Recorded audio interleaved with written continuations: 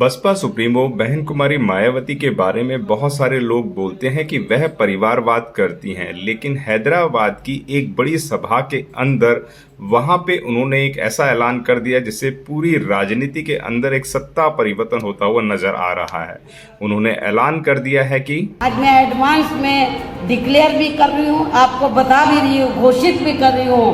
अर्थात जब हमें यह सरकार बनाने का मौका मिलता है तो फिर आपके स्टेट का मुख्यमंत्री यहाँ बीएसपी के स्टेट अध्यक्ष श्री आर.एस. प्रवीण कुमार को ही बनाया जाएगा। नौकरशाह से राजनेता बने आर.एस. प्रवीण कुमार को तेलंगाना का मुख्यमंत्री बनाया जाएगा यदि बहुजन समाज पार्टी सत्ता में आती है तो। एक जनसभा को संबोधित करते हुए उन्होंने कहा कि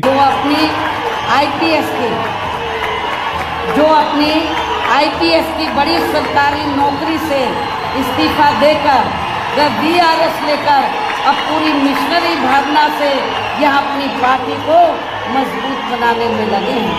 मुझे पूरा भरोसा है कि ये इस पद पर आसीन होकर फिर यूपी की तरह ही यहाँ अपने लोगों का हर स्तर पर प्राथमिकता के आधार पर पूरा ध्यान रखेंगे। अपनी नौकरी से इस्तीफा दे दिया था।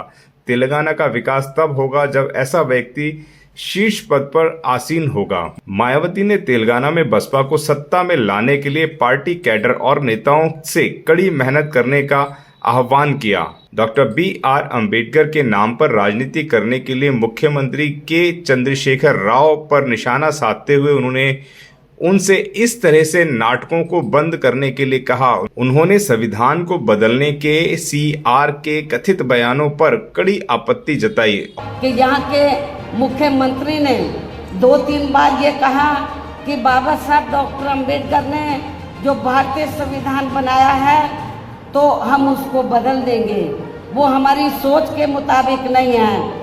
केसीआर के शासन से राज्य में सभी वर्गों के लोग परेशान हैं। उनसे कहा कि जब वह यूपी में सत्ता में थी तो उनसे दलितों के 3 एकड़ जमीन बांटी थी, लेकिन केसीआर जिन्होंने यह वादा किया था कि देने में विफल रहे। मायावती ने कहा कि देश में अंबेडकर के लक्ष्य को अधूरे रह गए एससी, एसटी और संवैधानिक अधिकार दिए जाने चाहिए।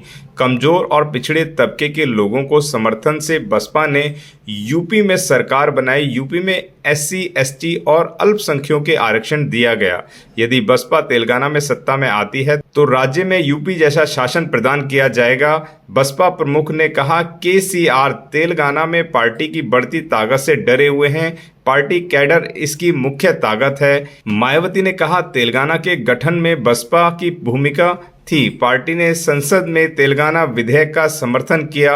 उन्होंने याद दिलाया कि अंबेडकर ने सुझाव दिया था कि ओबीसी को विशेष अधिकार दिए जाएं। अंबेडकर के लक्ष्यों को दिवंगत पार्टी काशीराम ने आगे बढ़ाया है।